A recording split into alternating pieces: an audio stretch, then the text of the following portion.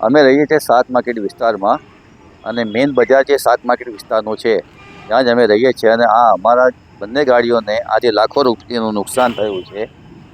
અમે અગાઉ બી ઘણી વાર નગરપાલિકામાં અરજી આપી છે પણ તેનું કશું નિરાકરણ થયું નથી.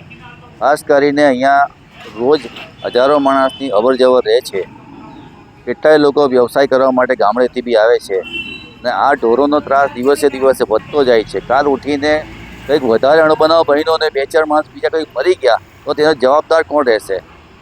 એના માટે નગરપાલિકાને ખાસ અમારે જણાવવાનું છે કે અમારા અહીંયા મકાનની સામે નગરપાલિકાની કચરાપેટી છે. આખા ગામમાંથી કચરાપેટી હટી ગઈ છે.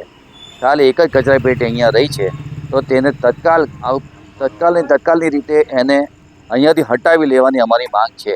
નહીં તો પછી અમે નગરપાલિકાની સામે કાયદેસરની કાર્યવાહી કરીશું. અમારી ટોટલ 2 ગાડીઓને નુકસાન થયું છે. આ તમારી સામે દેખાઈ રહી છે. એક આ ગાડીને નુકસાન થયું છે, એક આ ગાડીને નુકસાન થયું છે. હવે 3 થી 4 લાખ રૂપિયાનું નુકસાન થયું છે ગાડીને, તો એની જવાબદારી હવે અમારે આ નગરપાલિકા પર અમે આપીશું.